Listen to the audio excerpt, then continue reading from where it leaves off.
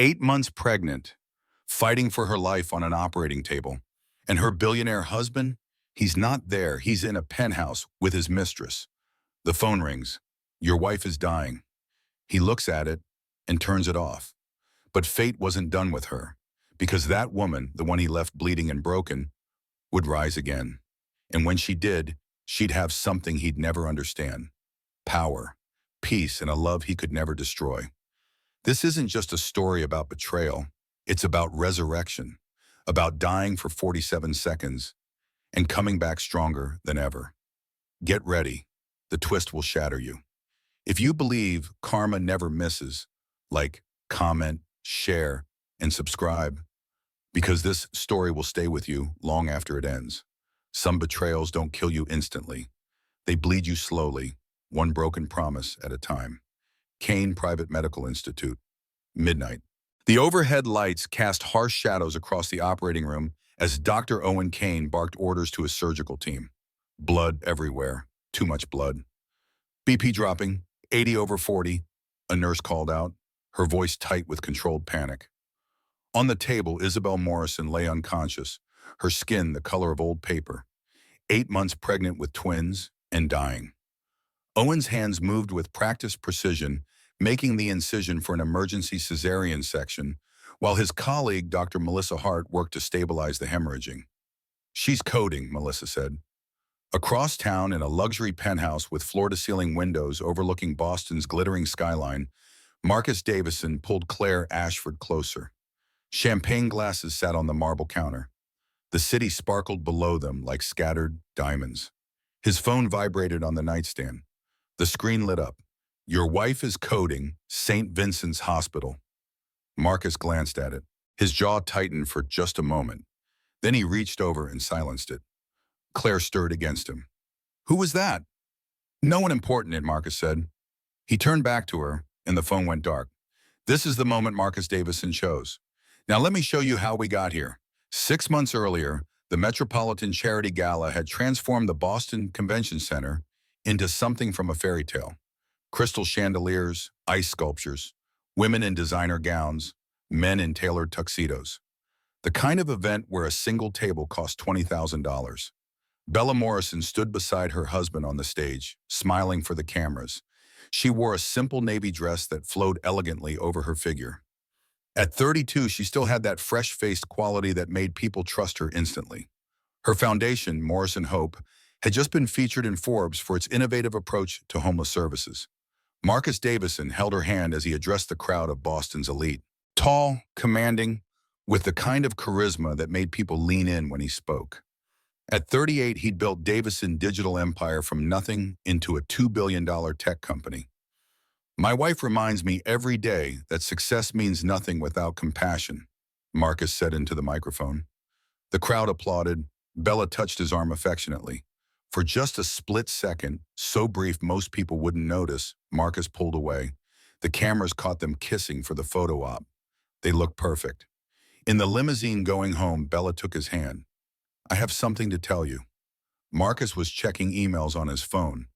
I'm pregnant with twins. His fingers stopped moving on the screen. He looked up, and his smile froze for just a moment before returning. Now, with the Tecton merger happening. I thought you'd be happy. Bella's voice was small. I am. Marcus forced warmth into his tone. Just surprised. It's a lot to process. But underneath the romantic piano music playing through the limo's speakers, something discordant had entered their marriage. Bella heard it even if she didn't want to admit it yet. 3 weeks later, she found the lingerie. It was a Tuesday afternoon. Bella had borrowed Marcus's car to run errands because hers was in the shop.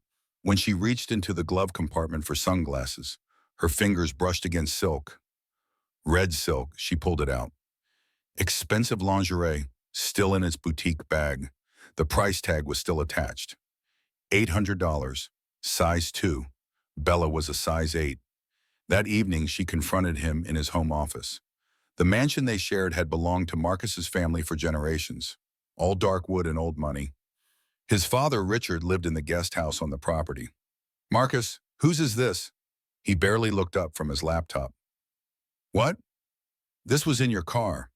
Bella held up the lingerie, her hand trembling. Marcus glanced at it, annoyed.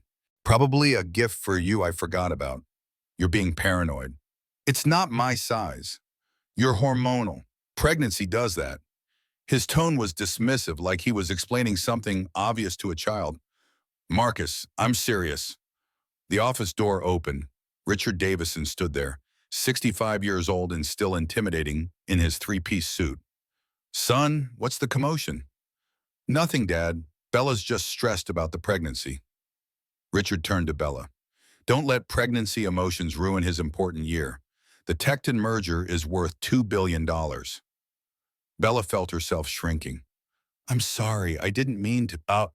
It's fine. Marcus was already back to his laptop. Just go rest, okay? She left the office feeling crazy. In the hallway, she caught her reflection in the gilded mirror. The woman staring back looked lost. Bella didn't recognize her anymore. That was the first crack. But the real breaking point came 2 weeks later, on their 6th wedding anniversary. Bella spent all afternoon preparing. She made Marcus's favorite meal, braised short ribs that took 6 hours. She set the dining room table with their wedding china, lit candles everywhere. She wore the dress from their wedding rehearsal dinner, though it barely fit over her growing belly now. 7 p.m., dinner was ready. The table looked beautiful. 8 p.m., the food was getting cold. The candles had burned down an inch. 9 p.m., Bella called Marcus. Voicemail.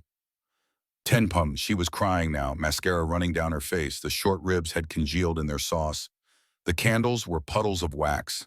11 p.m., the front door opened. Marcus walked in, loosening his tie. He smelled like perfume. Not Bella's perfume. Something heavier, more expensive. Where were you? Bella's voice cracked. Finalizing the Tecton deal with Claire. It's complicated. He headed toward the stairs without even looking at the dining room. It's our anniversary, Marcus. He stopped, turned. His face was genuinely confused. What? Our anniversary, 6 years today. The silence that followed was horrible. It stretched and stretched, filling every corner of their enormous house with the weight of everything wrong between them. Jesus, Bella, with everything going on. You forgot. It wasn't a question. Stop being clingy. I'm building an empire. That benefits you too, Tanu. I don't care about the empire, Bella's voice rose. I care about us. There is no us anymore. Marcus's words were sharp, surgical. There's you, being needy, and me, trying to keep everything from falling apart. He walked upstairs, left her standing there, surrounded by cold food and dying candles in the ruins of their anniversary. Bella locked herself in the master bathroom. She slid down the tile wall, clutching her swollen belly. The twins kicked. She'd never felt more alone in her life. The next morning, Marcus appeared with flowers. Clearly bought by his assistant, the card said, Love Marcus, in handwriting that wasn't his. I'm sorry, you're right. Let's do therapy. Bella looked up at him, desperate to believe. Really? After the merger, I promise. She accepted the flowers. She wanted so badly to believe the man she'd married was still in there somewhere. That love could come back if she just tried hard enough. But the music in their marriage had changed, and it was never going to sound the same again. 2 weeks after the forgotten anniversary, Bella couldn't shake the feeling. It followed her everywhere. The smell of Claire's perfume on Marcus's collar, the lingerie in the car, the way he flinched when she touched him. Her sister Jade visited on a Tuesday afternoon. Jade was 28, a single mother working 2 jobs, and she'd never trusted Marcus from the beginning. She sat at Bella's kitchen island, watching her sister pretend everything was fine. You look terrible, Jade said bluntly. I'm 8 months pregnant with the twins. I'm supposed to look terrible. That's not what I mean. Jade leaned forward. What's going on? Bella's carefully constructed facade crumbled. She told Jade everything. The lingerie, the anniversary, the perfume, the distance. Hire a private investigator, Jade said. I can't, that's crazy. Bella, you're not crazy. You're being gaslit. Get proof. So Bella did something she'd never thought she'd do. She used $5,000 from the Morrison Hope Foundation Emergency Fund, the first unethical thing she'd done in 8 years of running the nonprofit. She hired a private investigator. 1 week later, a manila envelope arrived at the mansion. Bella sat alone in the living room. Marcus was at work. She opened the envelope with shaking hands. Photographs spilled onto the marble coffee table.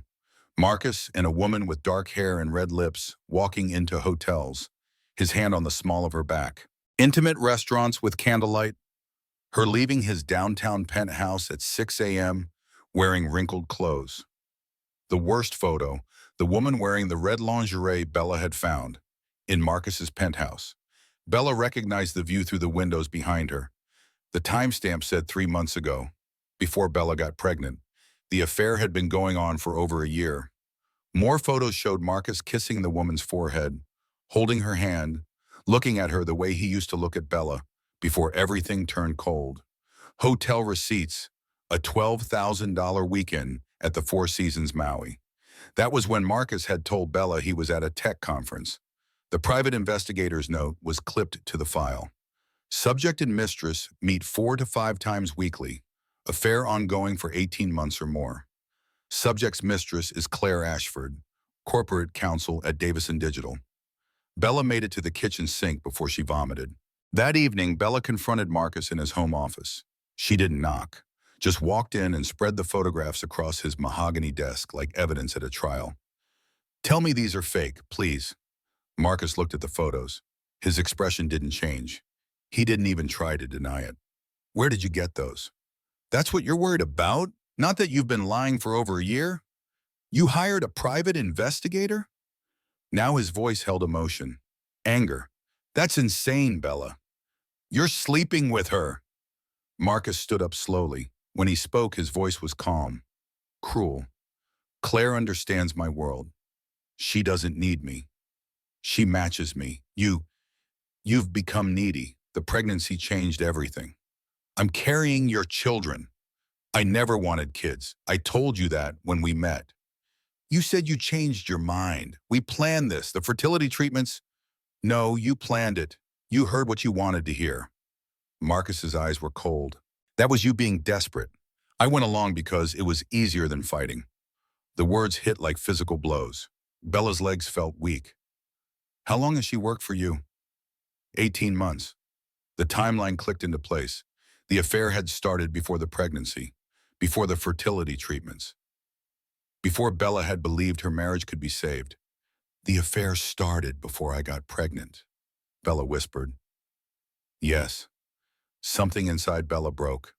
Not dramatically, quietly, like ice cracking under too much weight. She clutched her stomach. Sharp pains shot through her abdomen. "Oh, God. What's wrong?" Marcus took a step back, not forward. The pain intensified. Bella felt wetness between her legs. When she looked down, blood was soaking through her dress. "Call 911, Marcus, please." He stood there, frozen, disgusted by the mess, by her weakness, by the children he'd never wanted. "Marcus!" Bella's voice was a scream now. Finally, he pulled out his phone, but the damage was done. The man she'd loved, the man she'd built a life with, had chosen his mistress over his dying wife. And this was only the beginning how far he would go. Marcus finally called 911. Then, while paramedics were still 20 minutes away, he made another call. To Jade. "Something's wrong with Bella. Ambulance is coming." His voice was flat, like he was reporting a broken appliance. "Where are you meeting them?" Jade asked. "I have a meeting." "What?" He hung up. Jade threw herself into her beat-up Honda Civic and raced across Boston. Traffic was brutal. By the time she arrived at the mansion, the ambulance was already there. Paramedics were loading Bella onto a stretcher, her face gray with pain. "Ma'am, who's your emergency contact?" A paramedic asked Bella. "My husband, Marcus." Bella's voice was fading. The paramedic checked Bella's phone, tried calling. No answer. Tried again. Nothing. Jade climbed into the ambulance with her sister. "I'm here, Bella. Stay with me." Across town, Marcus stood in Claire Ashford's penthouse apartment. Floor-to-ceiling windows offered a panoramic view of Boston's skyline. They'd been celebrating all evening. The Tecton merger had officially closed that afternoon. $2 billion, the biggest deal of Marcus's career. Champagne sat open on the counter. Claire had ordered caviar from their favorite restaurant. The city lights sparkled below like promises of everything money could buy. Marcus's phone buzzed on the kitchen counter. He glanced at the caller ID. Jade, Bella's sister. First call, second call, third call. Claire wrapped her arms around him from behind. She was 29, with dark hair and the kind of confidence that came from never questioning her right to take what she wanted. Ignore it. Tonight is about us. Marcus hesitated. It's her sister. Probably just drama. You said you wanted to leave her anyway. He silenced the phone, poured champagne. They toasted to the merger, to the future, to everything they were building together. Fourth call, fifth call, sixth call. Marcus put the phone face down. That's persistent. Claire laughed. That's my man, choosing his future over his past. In the ambulance, Bella screamed as another contraction hit, blood pressure dropping. The paramedic shouted into his radio for the emergency room to prep for a critical patient. Ma'am, stay with us. We're almost there. Seventh call, eighth call, ninth call. Marcus kissed Claire. The champagne tasted expensive. Victory tasted sweeter. Jade left another voicemail. Her 15th. Her voice was raw with panic. Your wife is dying. Your children are dying. If you have any humanity left, get to St. Vincent's Hospital now. This time Marcus heard it. His phone was on speaker. Claire had picked it up to silence it, and Jade's voice filled the penthouse. Marcus's face drained of color. Claire's expression turned cold, calculating. You should go. Bad optics if she dies and you were with me. What do I have? Go. Play the concerned husband, then we'll handle the divorce quietly. She kissed him. I'll come with you. Moral support. St. Vincent's Hospital emergency room was chaos. Bella on a gurney, doctors shouting orders, machines beeping urgent warnings. She's preeclamptic and hemorrhaging. We need consent for emergency cesarean section, a doctor said. Where's the husband? A nurse demanded. I've called him 47 times. Jade's voice cracked. We need next of kin's signature or we risk malpractice. She's dying. A nurse pulled up Bella's file on the computer. Her face went strange. Her emergency contact is listed as Claire Ashford. Jade stared. That's his mistress. Hospital legal got involved. 20 minutes of delay while they tried to sort out consent. 20 minutes while Bella's blood pressure spiked dangerously. 180 over 120. The baby's heart rates were dropping. Finally, 2.5 hours after the first call, Marcus arrived. Claire walked in with him. Her hand was on his arm. Ultimate humiliation. Jade lunged at Marcus. Where the hell were you? Security grabbed her, held her back. The doctor confronted Marcus, disgusted. Where were you? We've been testing to reach you for hours. Marcus's lie was smooth. I was in a board meeting, no phones allowed. Your wife was clinically dead for 90 seconds.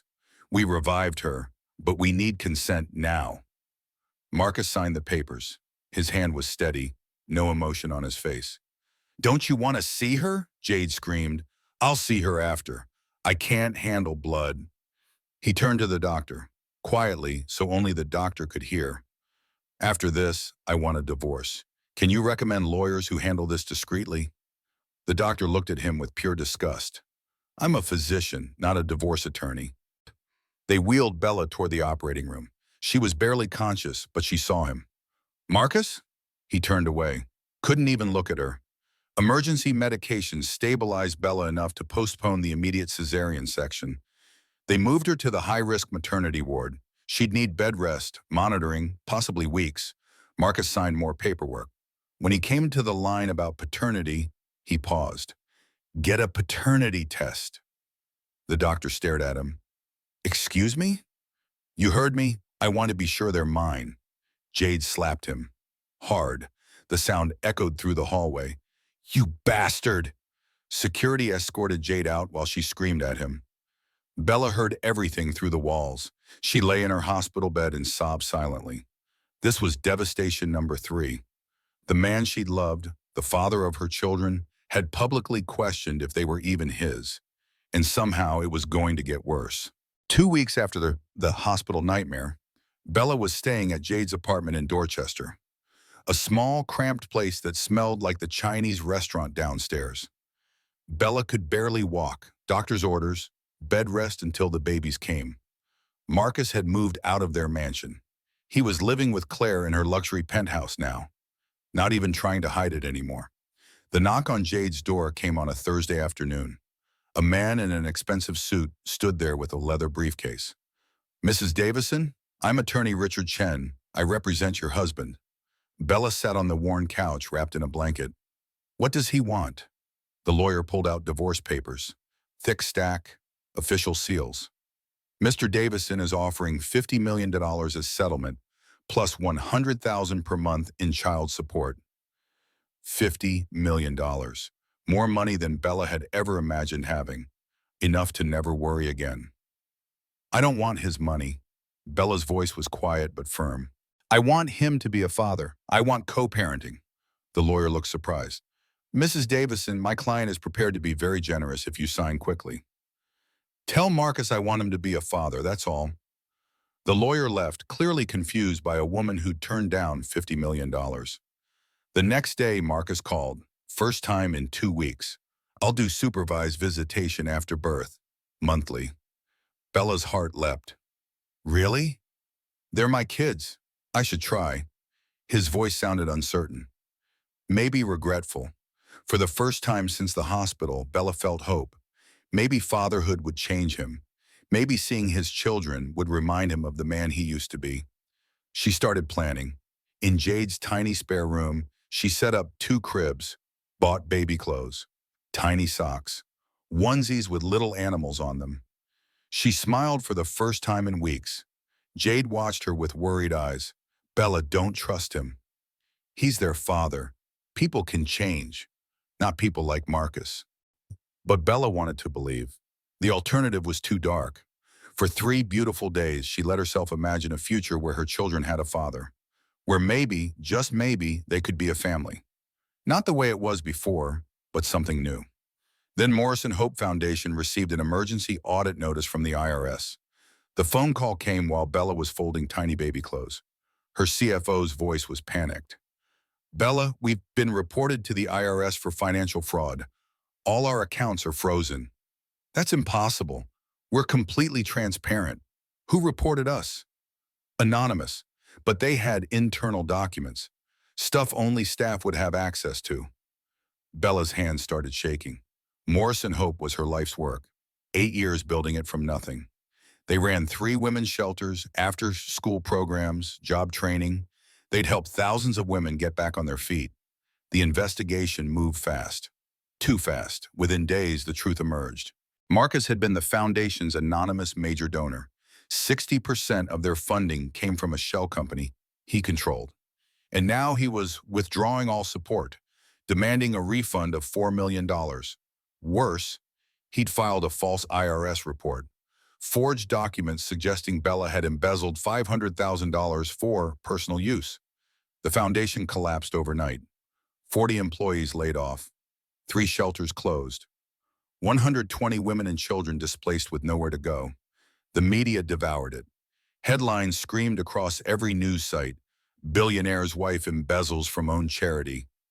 "Morrison Foundation scam. $500,000 missing." "Davison's ex-wife faces federal charges." Marcus had leaked fake documents to the press. Photos of Bella at charity galas in designer dresses. They'd all been donated for events, but in the photos, she looked guilty, privileged, like a gold digger caught with her hand in the cookie jar. Paparazzi swarmed Jade's apartment building. Bella couldn't leave without cameras in her face, reporters shouting questions. "Mrs. Davison, where's the missing money?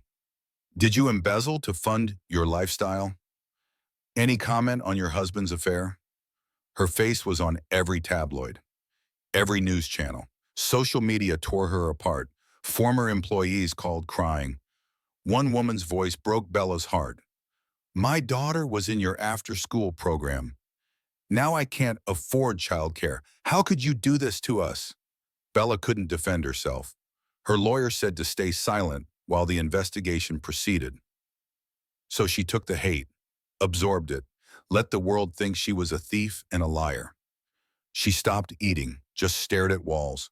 The babies kicked inside her, and she felt nothing but numbness. Jade found her in the bathroom at 3 a.m.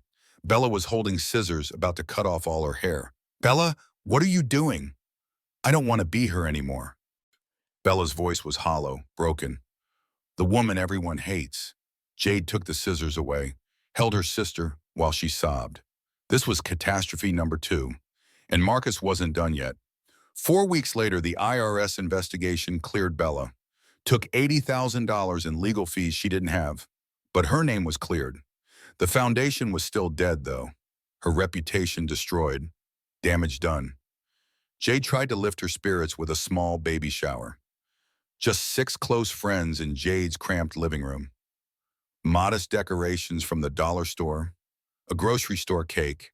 Bella smiled for the first time in weeks. One of her friends said, "You're going to be an amazing mom." "I hope so, after everything." The doorbell rang. Jade opened it. A process server stood there with a manila envelope. Official court seal. "Legal documents for Bella Morrison Davison." Bella opened it with shaking hands, started reading. The words swam before her eyes. Marcus was suing for a full custody before the babies were even born. Emergency petition due to maternal instability. Everyone in the room went silent. The baby shower decorations suddenly looked pathetic. Bella read aloud, voice breaking. Petitioner asserts respondent is mentally unstable, financially irresponsible, and poses danger to unborn children. Her friends were awkwardly left. Nobody knew what to say. The door closed behind them, and Bella was alone with the legal documents that might take her children away before she ever got to hold them. The lawyer Jade found was pro bono, a friend of a friend who owed Jade a favor. They met in a coffee shop because the lawyer couldn't afford an office. "This is aggressive," the lawyer said, reading through Marcus's petition. "He's using everything against you." The document was brutal. Mental instability, cited her pregnancy depression, the night with the pills. Financial crimes, the fake embezzlement charges, even though she'd been cleared. Dangerous living situation, Jade's working class neighborhood in Dorchester. Erratic behavior, hiring a private investigator, confronting him. Nuclear bomb, Marcus had filed a restraining order. Bella couldn't contact him directly. His strategy was clear. Isolate her, paint her as crazy, then take the babies the moment they were born. With his resources, he could win. The lawyer's honesty was brutal. He'll hire the best custody evaluators, present you as unstable. "I'm not unstable, I'm surviving." In family court, perception is reality, and he's painting a damning picture. "What are my chances?" Long pause. "Well, honestly, 40-60, maybe worse." Bella walked home in a daze. She might lose her babies. Everything she'd endured, every humiliation, every betrayal, all for nothing. Marcus would take them, and she'd never see them again. That night, alone in Jade's spare room, Bella read the legal documents over and over. Unfit mother, danger to children, unstable, irresponsible. Marcus's words on paper destroying her. She went to the bathroom, looked in the mirror. The woman staring back was hollow, broken, unrecognizable. Bella opened the medicine cabinet. Jade's prescription sleeping pills. She poured them into her palm. "They'd be better off without me. Marcus will give them everything I can't." Swallowed 2 pills, then 3. The babies kicked hard, like they knew, like they were fighting for her. Bella's hand froze. She heard a key in the door. Jade had come home early, forgot her phone, heard crying from the bathroom. Jade broke down the door, saw the pill bottle. "Bella, how many did you take?" "Not enough, I couldn't. The babies." "He doesn't get to erase you. Fight, goddammit." Jade called poison control. Bella had only taken 3 pills. She'd be okay. Jade held her while they waited for instructions. Then Bella gasped. "Jade, something's wrong." Water broke, blood everywhere. 2 weeks early. "Oh God, we need an ambulance." Jade called 911. Wait time, 45 minutes. They were in a low priority zone. "We can't wait that long." Jade grabbed her keys. "I'm driving you, now." Jade drove through Boston like a maniac. Bella was bleeding in the back seat, barely conscious. They headed for St. Vincent's Hospital. The ER nurse recognized Bella's name in the computer system. She's flagged. Custody dispute. We need legal clearance before treating. She's dying, Jade screamed. Hospital policy. I'm sorry. They turned them away. Jade remembered something, a new story she'd seen last month. Dr. Owen Kane, billionaire physician who'd opened his private medical institute. Every Thursday night, he ran a free clinic for uninsured patients. It's Thursday. Maybe he's there. Kane Private Medical Institute was in Boston's South End. Modern building, all glass and steel. At 11:47 p.m., it looked closed. Dark. Jade banged on the glass doors. Help, please! A security guard appeared, started to say they were closed. Then he saw the blood. Bella unconscious in Jade's arms. He grabbed his radio. Dr. Kane, emergency at front entrance. Owen Kane appeared from a hallway. 6'2", salt and pepper hair, surgical scrubs. He'd been working late, reviewing patient files. 40 years old and still handsome in that weathered way that spoke of hard-earned wisdom. He opened the door, saw the blood. Get her inside now. They rushed Bella to the operating room. Prep for emergency C-section. Call Dr. Hart. Move. Owen barked orders while scrubbing in. Bella was barely conscious on the table. My babies, please save my babies. I've got you. What's your name? Bella Morrison. Owen paused mid-scrub. Morrison, are you related to Marcus Davison? His wife, ex-wife. Please don't call him. Owen's jaw tightened. I won't. His expression darkened. He recognized the name. 5 years ago, Owen and Marcus had been friends. Brothers, almost. They'd met in business school at Harvard. Both brilliant, both ambitious. They'd started a medical AI company together. Kane Davison MedTech. Owen had invented the diagnostic algorithm. Revolutionary technology that could detect diseases months earlier than traditional methods. This could save millions of lives, Owen had told Marcus. And make us billions, Marcus had replied. The company grew fast. Within 3 years, it was worth $200 million. Then Owen's wife Sarah got pregnant. Complications started early. Preeclampsia, the same condition Bella had now. Sarah went into labor at 32 weeks. Emergency situation.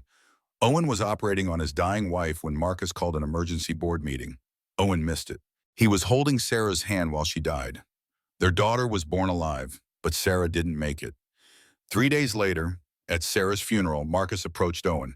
I'm sorry for your loss, but we need to discuss the company. Owen was barely functional, grief-stricken, caring for a newborn alone. Marcus didn't wait. He called another emergency board meeting, invoked a clause in their partnership agreement. Founder abandonment. Owen had missed 3 board meetings. While burying his wife and learning to be a single father, Marcus had taken everything. Owen lost his company, his life's work, his wife, everything in 1 week. Marcus sent a condolence card with a buyout offer, $5 million for Owen's 50% stake. The company was worth $100 million. Marcus's lawyers made sure Owen had no recourse. Owen disappeared for 2 years. Then he came back, rebuilt himself as an OBGYN. Owen Kane Medical Institute as a tribute to Sarah. Dedicated his life to making sure no woman died in childbirth if he could prevent it. Now performing an emergency C-section on Marcus Davison's dying wife, all of that came flooding back. He did this to you too, Owen said to unconscious Bella. He takes everything good and destroys it.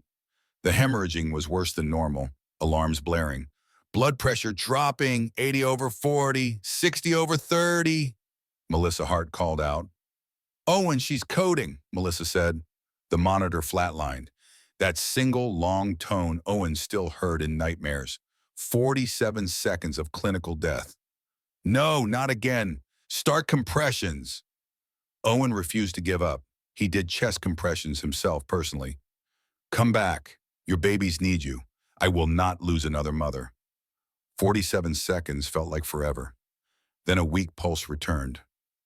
Monitor beeped. Bella's heart started again. Owen delivered the twins. Emma, 4 pounds 1 ounce. Noah, 4 pounds 3 ounces. Both breathing, both crying, both alive. He held them in his hands and something shifted inside him. Purpose returned to eyes that had been dead for 5 years. 3:22 a.m. Bella was stable in recovery, twins in NICU, but healthy. Owen knew hospital protocols. He had to inform the father. He got Marcus's number from Bella's emergency contact card. Called. 6 rings. Then a groggy, annoyed voice. Who the hell is this? Dr. Owen Kane. Long pause. Marcus recognized the name. Owen? Why are you? Your wife nearly died tonight. You have 2 children, a boy and a girl. Marcus's voice turned cold, alert. How much does she want? Tell her she's not getting more than the settlement. Owen felt disgust rise in his throat. She was dead for 47 seconds. Her heart stopped. When she woke up, she called your name. Silence. Do you want to know their names, your children? Tell her my lawyer will be in touch. Don't call this number again. Click. Line dead. Owen stared at the phone, fury and disgust warred on his face. He walked to the recovery room. Bella was sleeping, exhausted, IV in her arm, twins in incubators beside her bed. He sat in the chair and watched them. 5 years ago, Marcus took my wife, my company, everything, Owen thought. Maybe this is how I take something back. Not revenge, redemption. He fell asleep in the chair beside her bed, and when Bella woke up 6 days later, Owen Kane was still there. Bella woke in a private recovery suite that looked nothing like any hospital room she'd ever seen. Soft morning light filtered through gauze curtains. Fresh flowers filled crystal vases on every surface. Real art hung on the walls, not the generic prints hospitals usually displayed. For a moment, she thought she was dreaming. Then pain reminded her she was very much alive. The door opened quietly. Owen Kane entered carrying 2 cups of coffee, moving with the careful consideration of someone who'd spent years around trauma patients. Welcome back to the land of the living, he said, his voice warm but not overly familiar. How do you feel? Bella tried to sit up, winced. Like I was hit by a truck, dragged for several miles, then hit again. Where am I? Kane Medical Institute. You've been here 6 days. Owen set 1 coffee on her bedside table within easy reach. Decaf, doctor's orders. 6 days. The word echoed in her mind. 6 days of her life gone. My babies. The panic must have shown on her face because Owen immediately held up a hand. Healthy, both of them. They're in the NICU, but they're thriving. Emma's up to 4 pounds, 3 ounces. Noah's at 4 pounds, 5 ounces. You can see them in about an hour once the morning rounds are finished. Tears ran down Bella's face before she could stop them. Not sad tears. Relief so profound it felt like drowning and breathing at the same time. I can't afford this, she said, reality crashing back. The lawsuit, the legal fees. I have no money left. I can't pay for... You're my guest, no charge. Owen said it simply, like it was the most natural thing in the world to waive hundreds of thousands of dollars in medical bills. I don't understand. Bella searched his face for the catch, the angle, the thing he wanted in return. Years with Marcus had taught her that powerful men always wanted something. Why would you do this for a stranger? Owen was quiet for a long moment. When he spoke, his voice carried the weight of old grief. Because 5 years ago, my wife died in childbirth, and nobody was there for her when it mattered most. Because someone should have been there for you, and I happened to be. Over the next 8 weeks, Bella recovered at Kane Institute. She learned Owen's story in pieces, fragments shared during late-night feedings when they'd both be awake with the twins. About Sarah, his wife, who'd had the same complications Bella did. About the medical AI company he'd built with Marcus. The partnership that had seemed unbreakable until it shattered completely. He took everything, Owen said one night, holding Emma while Bella nursed Noah. The company, the patents, the future we'd planned. Did it while I was burying my wife. While I was learning to be a single father to a newborn I had no idea how to care for. He destroyed you too, Bella said quietly. Owen looked at Emma, sleeping in his arms. Something shifted in his expression. Not quite a smile, but close. He tried, but I'm still here, and so are you. The twins were finally released from NICU in early December. Emma and Noah Morrison-Davison, though Bella had already started the paperwork to drop the Davison entirely. But she had nowhere to take them. Jade's apartment was barely big enough for Jade and her own daughter. Adding 2 infants was impossible. I have a property, Owen said one afternoon, carefully casual. They were in the Institute's family lounge, watching the twins sleep in their bassinets. A coach house on my estate in Newton. It's been empty since my in-laws moved to Maine. You could stay there just until you're back on your feet financially. Bella's first instinct was to refuse. She'd spent 6 years having every aspect of her life controlled by a wealthy man. The thought of accepting more help, more charity, more dependence made her skin crawl. But then Emma made a small sound in her sleep, and Bella looked at her daughter's tiny face. Just until I'm back on my feet, Bella agreed. I'll pay you back, every penny. I'm not keeping a tab. Owen's voice was gentle but firm. This isn't a transaction, Bella. It's just the right thing to do. The coach house was beautiful. Stone exterior covered in ivy, hardwood floors, a fireplace that actually worked. 2 bedrooms, a real kitchen, windows that overlooked Owen's garden. It felt like something from a magazine about lives Bella had never thought she'd touch. Jade was suspicious when she visited the first time, walking through with the careful assessment of someone who'd learned to spot danger early. Why is he helping you? Jade asked bluntly, once they were alone in Bella's new kitchen. What does he want? Maybe not all billionaires are Marcus, but even as Bella said it, she wondered, what did Owen Kane want? What was his angle? Or maybe he wants something and he's just better at hiding it. Jade's cynicism came from hard experience. Just be careful, okay? You've been through enough. For the first month, Bella waited for the other shoe to drop, for Owen to make a move, make demands, reveal whatever he really wanted from her. But he just kept showing up, helping with the twins, teaching Noah to hold a bottle without spilling, playing peekaboo with Emma until she giggled. He brought groceries without being asked, fixed the leaky faucet in the bathroom, stayed up with Bella during 3 a.m. feedings, not because he had to, but because he'd been working late at the Institute anyway and saw her light on. Slowly, carefully, Bella started to relax, started to believe that maybe, just maybe, Owen Kane was exactly what he appeared to be, a good man who'd been broken by the same person who broke her, and who'd chosen kindness over bitterness. 6 months after the twins were born, on a quiet evening in June, Owen was teaching Noah to hold his bottle independently. The early summer light made everything golden. Emma was napping in her bouncer. The scene was so peaceful, so domestic, that Bella felt her chest tighten with something she hadn't felt in years. Hope. You're good at this, she said, watching Owen's patient encouragement as Noah's tiny hands gripped the bottle. I had practice. My daughter Lily. Owen's voice went soft with old pain. Where is she now? With her grandparents in Maine, Sarah's parents. I see her every month, but he trailed off and Bella saw the grief still raw on his face. After Sarah died, I wasn't fit to be a parent. I was barely functional. Her parents took her while I rebuilt myself. By the time I was ready, she was settled there. Happy. I couldn't disrupt her life again just because I was finally pulling it together. That must have been incredibly hard.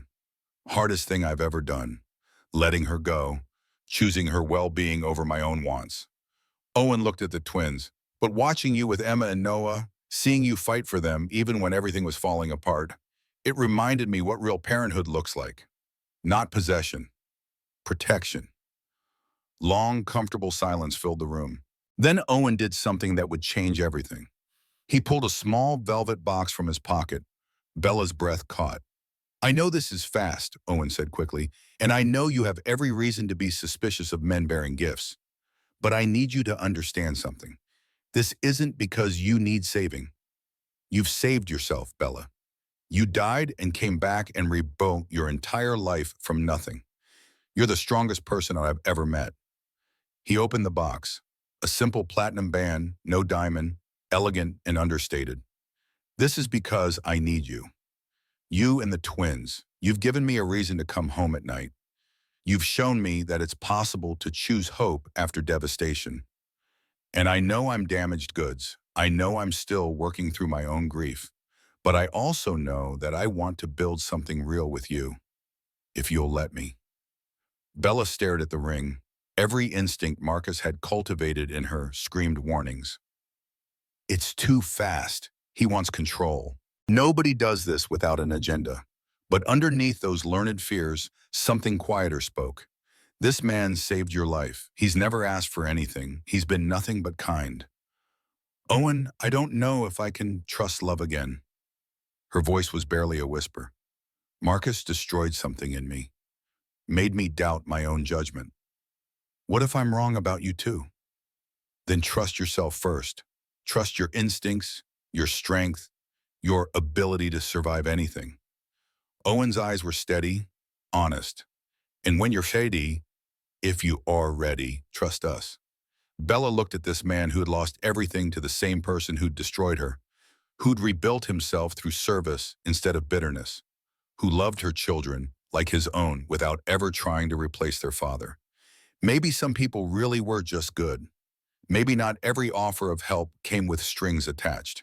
Maybe, just maybe, she could choose to believe in something again. Ask me, Bella said. Bella Morrison, will you marry me? Yes. They kissed, gentle and tentative and full of promise. The twins gurgled in the background, oblivious to the magnitude of the moment. Emma woke up and immediately demanded attention. Noah spit up on Owen's shirt. It was messy and imperfect and real. It was everything Bella's first marriage hadn't been. 2 weeks later, they stood in Boston City Hall. The wedding was tiny. Just Jade, Dr. Melissa Hart, and Owen's daughter Lily, who'd come down from Maine for the ceremony. 7-year-old Lily held Emma while Owen held Noah, and they all stood before a judge who'd probably married 50 couples that day. Bella wore a simple white dress, nothing fancy. Owen wore a gray suit and dropped the ring twice because his hands were shaking.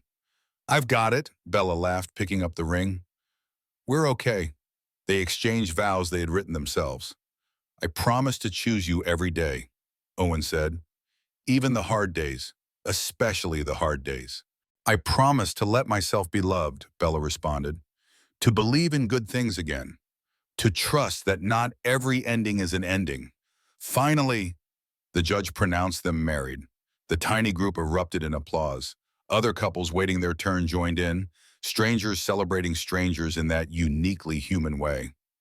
Outside, paparazzi were waiting. Someone had tipped them off. Probably Marcus's camp, looking to paint this as some calculated revenge plot. Photos captured Owen and Bella on the courthouse steps, holding the twins, surrounded by their small chosen family. Headlines hit within hours. Rival billionaire marries Marcus Davison's ex-wife. Ultimate revenge. Kane weds Bella Morrison. From tragedy to triumph, doctor saves then marries dying patient. The photos showed them happy. Not movie-perfect happy, but real-life happy. Messy and genuine and full of the complicated joy that comes from surviving hell and finding grace on the other side. Across town in a hotel room that costs $79 a night, Marcus Davison saw those photos on his phone. He'd been drinking. Not drunk, just numb. Claire was long gone. His father wouldn't return calls. The mansion was foreclosed. Everything was falling apart. He stared at the image of Owen Kane holding his children. Bella, radiant and free, smiling in a way she'd never smiled with him. The twins, his biological children, looking at Owen like he was their whole world. What have I done? Marcus whispered to the empty room. But some questions have no good answers. And Marcus was about to learn that redemption, if it comes at all, comes slowly, painfully, one small choice at a time. While across town in a coach house filled with flowers and baby laughter, Bella Kane fell asleep in her new husband's arms and dreamed of futures that didn't include fear. She'd died for 47 seconds, but she was more alive now than she'd ever been. The custody trial was scheduled for a cold Monday in March, 3 months after Bella and Owen's courthouse wedding. Suffolk County Family Court, downtown Boston, where families were torn apart and stitched back together every day under fluorescent lights and the weight of legal precedent. Bella woke that morning with nausea that had nothing to do with morning sickness and everything to do with terror. Owen found her in the bathroom at 5 a.m., gripping the sink, breathing through waves of panic. He's going to take them, Bella whispered. He has money, lawyers, connections. I'm the woman who almost killed herself while pregnant. I'm the embezzler, the gold digger, the unstable one. Every headline says so. Owen knelt beside her, took her shaking hands. Look at me. You are Emma and Noah's mother. You died for them and came back. No judge who sees you with those twins could ever question that you're where they belong. You don't know that. No, but I know you. And I know that whatever happens today, you're not alone. Not anymore. They arrived at the courthouse at 8:30. Media swarmed immediately. Cameras, microphones, reporters shouting questions that blurred into white noise. Mrs. Kane, any comment on your husband's allegations? Is it true you married Dr. Kane for his money? Do you regret having the twins? Owen's hand found Bella's back, steady and grounding. They pushed through to the entrance. Inside, the building smelled like floor wax and desperation. Every hallway held parents fighting for or against their children, lawyers shuffling papers, kids sitting on benches looking confused and scared. Marcus was already there when they entered the courtroom. He sat at the plaintiff's table with his attorney, a woman named Victoria Chen, who'd made her reputation destroying mothers in custody battles. Marcus looked thinner than Bella remembered, older, but his eyes, when they met hers, held nothing but cold calculation. The judge was a woman in her 60s named Judge Patricia Morrison. No relation to Bella, but the shared last name felt like either a good omen or cosmic irony. She had the worn expression of someone who'd seen every variation of human failure and no longer found any of it surprising. We're here regarding the custody petition filed by Marcus Davison concerning minors, Emma Rose Davison and Noah James Davison. Judge Morrison's voice was crisp, efficient. Mr. Davison, your attorney may begin. Victoria Chen stood. She was impeccable in a navy suit, her presentation polished to a lethal shine. Your Honor, we're here because my client's children are in danger, not physical danger, perhaps, but psychological and emotional danger from a mother who has demonstrated severe mental instability, financial irresponsibility, and questionable judgment. For the next hour, Victoria Chen systematically dismantled Bella's life. She presented the foundation scandal, emphasizing the embezzlement allegations while barely mentioning that Bella had been cleared. She brought up the suicide attempt, reading from the poison control report with clinical detachment. 3 pills, Your Honor, while 8 months pregnant, while carrying my client's children. This is not the action of a stable parent. A psychiatrist testified. Dr. Raymond Foster, who Bella had never met but who'd reviewed her medical records and formed expert opinions about her fitness as a mother. Postpartum depression, documented suicide ideation, a pattern of poor decision-making under stress.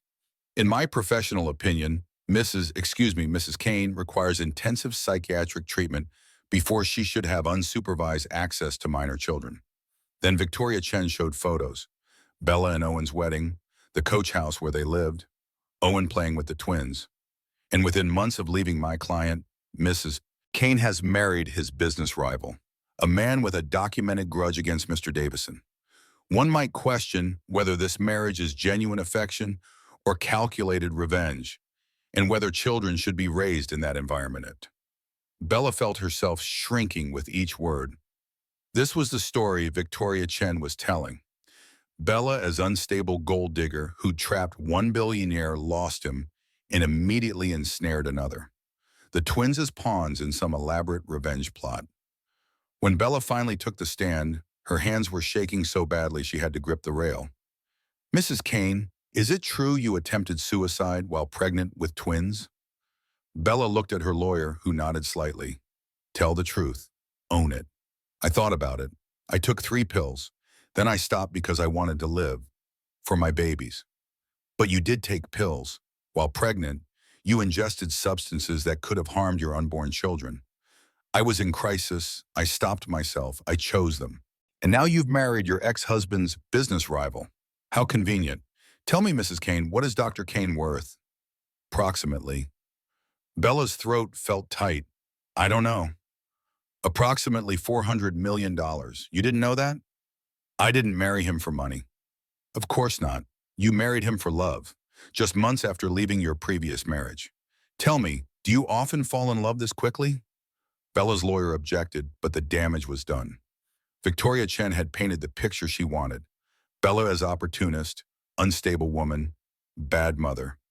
Marcus sat at the plaintiff's table, expressionless, watching his lawyer destroy the mother of his children. The courtroom took a 15-minute recess. Bella fled to the bathroom and vomited in the first stall. Jade found her there, helped her clean up. "They're going to take my babies," Bella sobbed. "Not yet, they're not. Owen hasn't testified, and your lawyer said there's a surprise witness." When they reconvened, Owen took the stand. He was calm, professional, every inch the respected physician. Bella's lawyer, a young woman named Jennifer Park, handled his direct examination. "Dr. Kane, you treated Mrs. Kane the night she nearly died. Can you describe her condition?" "Severe preeclampsia leading to placental abruption and hemorrhagic shock. She'd lost approximately 40% of her blood volume. She was clinically dead for 47 seconds. And where was Mr. Davison during this medical emergency?" "I called him at 3:22 a.m. to inform him of his wife's condition and the birth of his children. He asked how much money she wanted and told me not to call again." Gasps rippled through the courtroom. Marcus's face remained blank. "Objection! Hearsay!" Victoria Chen was on her feet. "Overruled," Judge Morrison said. "Dr. Kane is testifying as a fact witness to the conversation." Jennifer Park entered phone records into evidence. The hospital's call log showing 47 attempts to reach Marcus that night. Voicemails from nurses, from doctors, from the hospital administrator, all unanswered. Then she entered Marcus's credit card statement from that night. $847 charged at a restaurant at 11:52 p.m. while his wife was dying 15 minutes away. "He was having dinner," Owen said quietly, "with his mistress, while his wife's heart stopped beating, while his children were being born." The courtroom murmured. Judge Morrison banged her gavel. Marcus's face had gone pale. Victoria Chen was shuffling papers, trying to find her footing. Then the courtroom doors opened. Claire Ashford walked in, 7 months pregnant, moving with the careful balance of someone carrying weight that changed her center of gravity. She wore a simple black dress, no makeup, no armor. Everyone turned to stare. "Your Honor," Jennifer Park said, "the defense calls Claire Ashford." "Objection." Victoria Chen was standing, but this witness isn't on the list. She came forward voluntarily this morning. Given the relevance of her testimony, I asked the court's indulgence. Judge Morrison considered. "I'll allow it, but make it quick." Claire took the stand, stated her name. When asked her relationship to the parties, she said simply, "I'm Marcus Davison's former partner, and the reason his marriage ended." For the next 20 minutes, Claire testified. She was calm, factual, devastating. She entered recordings into evidence. Recordings she'd been making secretly for months. Insurance for when Marcus inevitably turned on her like he turned on everyone. The courtroom heard Marcus's voice. "Those babies were never part of my plan. Bella trapped me. I never wanted kids." Another recording, Claire telling him she was pregnant. Marcus's response, "Get rid of it. I already have 2 mistakes." The most damning, Marcus talking to his lawyer about custody strategy. "I'll bury her in court, take the kids, then send them to boarding school in Switzerland. I never have to see them. I just need to make sure she doesn't get them either." Bella pressed her hand to her mouth. The courtroom was dead silent. "Ms. Ashford," Jennifer Park said gently, "why are you testifying today?" Claire looked directly at Marcus. "Because I spent 10 years planning revenge on this man. My father was his business partner. Marcus destroyed him. My father killed himself. I changed my identity, got plastic surgery, seduced Marcus, all so I could destroy him the way he destroyed my family." The courtroom erupted. Judge Morrison banged her gavel. "Order," Claire continued, voice steady despite tears streaming down her face. "But somewhere in my revenge plot, I fell in love with him. Actually loved him. And when he rejected our baby, rejected me, I realized something. I'd become just like him, willing to destroy innocent people for my own agenda. Those twins, Emma and Noah, they're innocent, and they deserve their mother." She pulled out a USB drive. "This contains financial records showing Mr. Davison falsified IRS reports against his wife, emails where he planned to frame her for embezzlement, and recordings of him discussing how to weaponize the legal system to take children he never wanted just to punish their mother." Victoria Chen was objecting repeatedly. Judge Morrison overruled each time. The evidence was too relevant, too damning. Claire played one final recording. Marcus, drunk, talking to her months ago. I should have just paid her to abort when she told me she was pregnant. Would have saved me millions. Bella gasped. The sound was lost in the courtroom chaos. Judge Morrison banged her gavel hard. Order! I will have order in my courtroom. When silence finally fell, the judge looked at Marcus with open disgust. Mr. Davison, is that your voice on these recordings? Marcus and Victoria Chen whispered urgently. Finally, Marcus spoke. I invoke my Fifth Amendment right. I've heard enough. Judge Morrison cut him off. This custody petition is denied. Full legal and physical custody is awarded to Isabella Kane. Mr. Davison will have supervised visitation at the court's discretion, initially limited to 2 hours per month.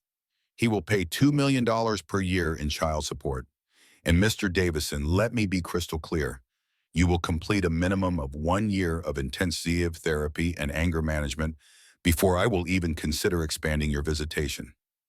The gavel banged. Final. Absolute.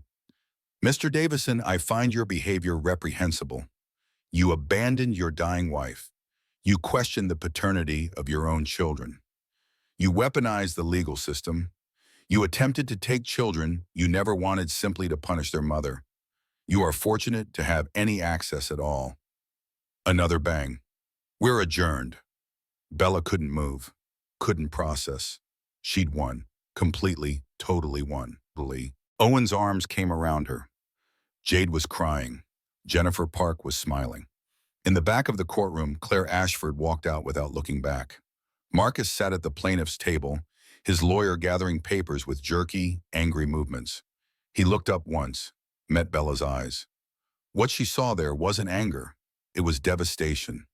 The full weight of everything he'd destroyed finally crashing down on him. Bella felt no triumph, no satisfaction, just exhausted relief. Her children were safe. Finally, they were safe. Outside the courthouse, media swarmed, but Bella barely noticed. She held Owen's hand and thought about her twins, waiting at home with Jade's mom. Thought about the life she could finally build without looking over her shoulder. It's over, she whispered. Owen kissed her forehead. No, it's just beginning. And for the first time in years, that didn't sound like a threat. It sounded like a promise. After the trial, Marcus Davison's life imploded with the methodical thoroughness of a controlled demolition. Each explosion precise, calculated, inevitable. Claire's evidence went straight to the SEC. Within 48 hours, they'd opened a full investigation into Davison Digital's financial practices, the hidden accounts in the Cayman Islands, the shell companies, the tax fraud that had been happening for years, invisible until someone with intimate knowledge pulled back the curtain. The company's board called an emergency meeting. Marcus walked into that conference room on a Tuesday morning, still believing he could salvage it, still believing his name, his reputation, his track record meant something. He was wrong. The board has voted unanimously, the chairman said. Effective immediately, you're removed as CEO. Security will escort you from the building. You have 1 hour to clear your personal effects. Marcus stared. You can't do this. I built this company. It's mine. Actually, it's the shareholders. And right now you're toxic. The stock's down 73%.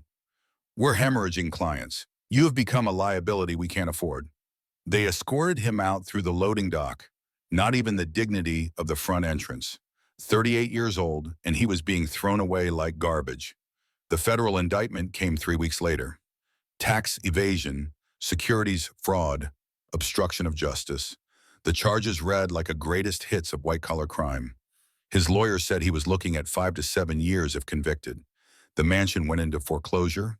The cars were repossessed. His father held a press conference. Richard Davison stood before cameras, looking every one of his 65 years. Marcus Davison is no longer part of this family. The Davison name has stood for integrity for 3 generations. My son has destroyed that legacy. He is dead to me. Marcus watched the press conference from a hotel room. Not even a nice hotel. A Holiday Inn Express off Route 95, $79 a night, continental breakfast included. He'd been drinking, but not enough to make the words stop cutting. Dead to me, dead to me, dead to me. His phone buzzed, a text from his lawyer. Bella's filed restraining order. Can't contact her or twins. Violation means jail. Marcus looked at his phone's photo gallery.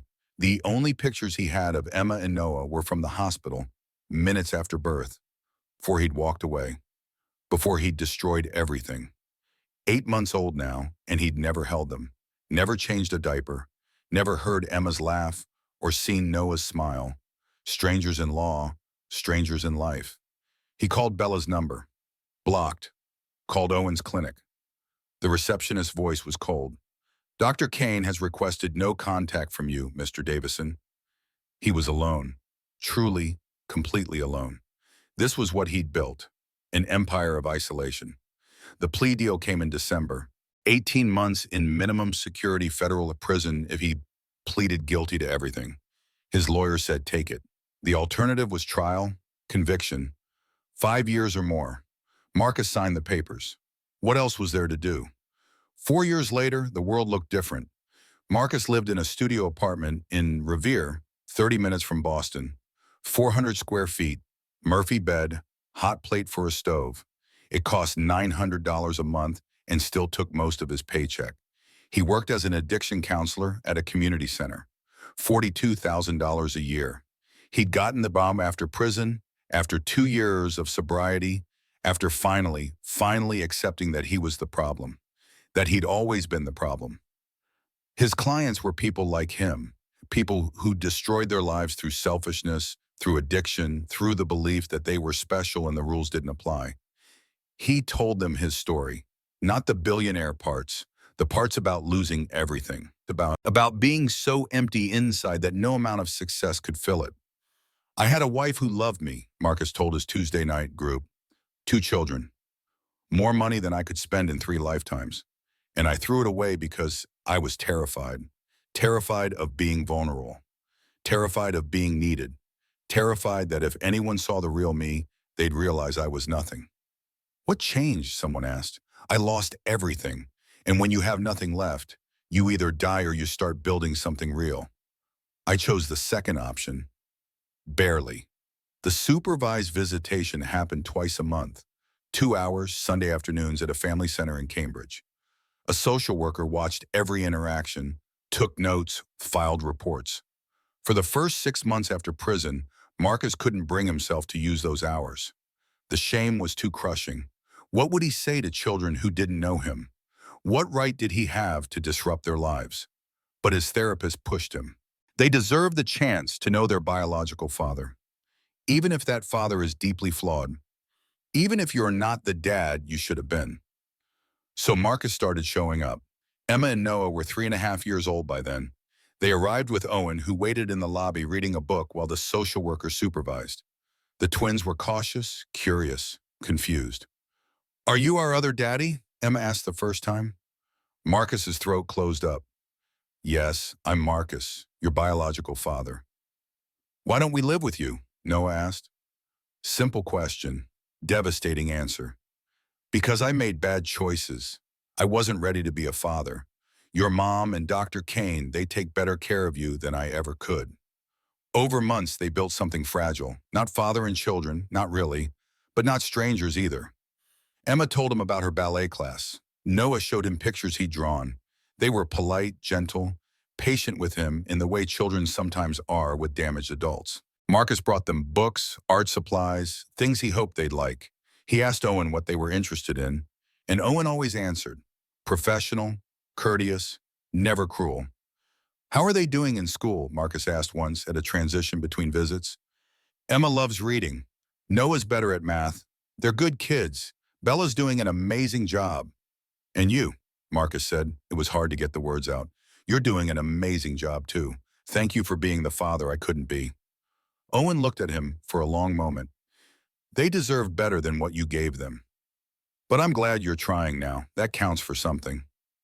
It wasn't forgiveness, but it wasn't hatred either. It was something more complicated. Grace maybe, the kind that's harder to accept than punishment. Emma and Noah's 4th birthday party was on a Saturday in June. Marcus knew about it because he'd seen Bella post about it on the semi-private Instagram she maintained for family. He had no right to be there. No invitation, no place in their lives beyond those supervised hours twice a month. But he drove to Newton anyway, parked across the street from Owen's estate, watched through the fence, white tent in the garden, dozens of children running wild. Emma in a purple dress, Noah in a little button-down shirt. They looked so happy, so completely, utterly happy. Owen lifted Emma up, spun her around. Her laughter carried across the distance. Bella stood on the porch, pregnant again, hand on her belly. She was glowing, radiant, everything Marcus had tried to extinguish. Security approached his car. "Sir, you need to move along. I just wanted to see them, just once. This is private property. I can call the police."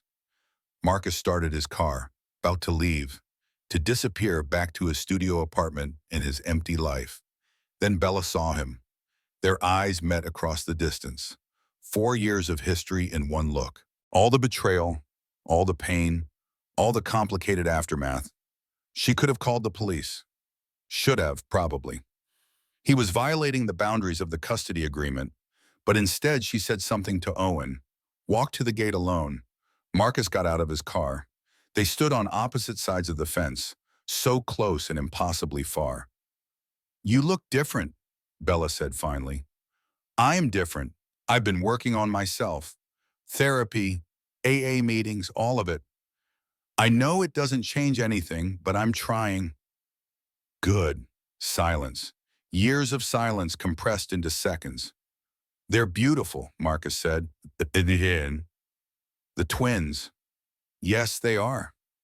I sent the child support every month. I know it doesn't make up for it doesn't, but thank you." "Do they ask about me?" Bella was quiet for a moment. Sometimes Emma asked why she has 2 last names, why some kids at school have different parents. "What did you tell her?" "That her biological father is sick, that he's working on getting better, that maybe someday, when he's healthier, they can have more of a relationship." Bella's voice was steady, not cruel, just honest. "I won't lie to them about you, but I won't pretend you were something you weren't either." Marcus's eyes filled with tears. "I don't deserve your honesty, your grace, any of it." "No, you don't. But they deserve to know their story, the real one, not a fairy tale and not a tragedy, just the complicated truth." Bella opened the gate. "You can watch, from here, at the edge. Don't come closer, and when I say it's time to leave, you leave." "Bella, don't thank me. I'm not doing this for you. I'm doing it for them. And for me, Sydney, to prove you don't control my story anymore." Marcus stood at the edge of the party, 30 feet from everyone. Watched his children play games he didn't know the rules to. Watched Owen be the father Marcus had never figured out how to be. Watched Bella comfortable in a life that didn't include him except in the margins. It hurt. God, it hurt. But he stayed, bore witness to what he'd thrown away. After 10 minutes, he was about to leave. Then Emma ran over holding a cupcake. "Are you my other daddy?" Every adult in the vicinity froze. Marcus knelt down, eye level with his daughter. "Yes, sweetheart. Yes, I am." "Do you tiny like cake?" The simplest question, the most devastating. "I would love cake." Bella nodded permission. Marcus sat at the kids' table, plastic chairs too small for him, paper plates with cartoon characters. Emma chattered about her favorite princess. Noah was shy, but showed Marcus a rock he'd found that he thought looked like a dinosaur. Marcus listened like it was the most important conversation of his life, because it was. These 20 minutes, sitting at a kid's table eating birthday cake with children who barely knew him, were the most real thing he'd experienced in 5 years. Owen watched from a distance, arm around Bella. "You're a better person than I am," he said quietly. "No, I'm just tired of hate, tired of anger. It takes up too much space." Bella leaned against her husband. "He destroyed me, but I rebuilt myself, and now I get to decide what my story means." After 20 minutes, Bella walked over. "It's time." Marcus stood immediately. "Thank you for this, for everything." Emma hugged his leg. "Will you come back?" Marcus looked at Bella. She nodded slightly. "Maybe, if your mom says it's okay." He walked back to his car, hands shaking, heart full of something he couldn't quite name. Not redemption, not yet, but maybe the beginning of it. As he drove away, he looked in the rearview mirror. saw Owen and Bella standing together, saw Emma and Noah running back to their friends, saw the life he'd lost and the people who'd rebuilt it without him. He'd destroyed everything, but they'd survived. And maybe, just maybe, that was enough. Later that evening, after the party guests had gone home and the twins were sleeping off their sugar highs, Owen and Bella sat on the back porch. The June air was soft, warm, perfect. Lightning bugs blinked in the garden like tiny stars. "Was that okay?" Owen asked quietly, letting him stay. Bella was quiet for a moment, considering. "I don't know, maybe. The twins deserve to meet him, to see that he's real, not just a story I tell. They have a father. Me." Bella turned to face him, took his hand. "I know. And you're everything a father should be. But they also deserve to know their biology, their full story, not for him, for them, so they don't spend their lives wondering." "You're teaching them something I never learned," Owen said, "that broken people can still deserve compassion. That grace doesn't mean forgetting. It means choosing not to be consumed by bitterness. He destroyed me, Owen. He almost killed me. And you rebuilt yourself. That's the story they need to hear. That's the victory." They sat in comfortable silence, wedding rings catching the porch light. 4 years of marriage. Not perfect, but real. Built on honesty and mutual healing. "Do you ever regret it?" Owen asked, letting him back in even a little. "No, because I didn't do it for him. I did it for me, to prove he doesn't control my story anymore. I choose who I am now. I choose what my life means." Bella touched her belly, 5 months pregnant with their first biological child together. "I choose this family, this life, this future." "Who are you now?" Bella smiled. "Dr. Bella Kane, mother of 4 if we're counting Lily, wife, survivor, someone who died for 47 seconds and came back stronger." "4," Owen repeated softly. "Lily counts." "Of course she does. She's ours too." Owen's eyes filled with tears. The daughter he'd had to give up slowly coming back into his life. Monthly visits turning into weekly phone calls.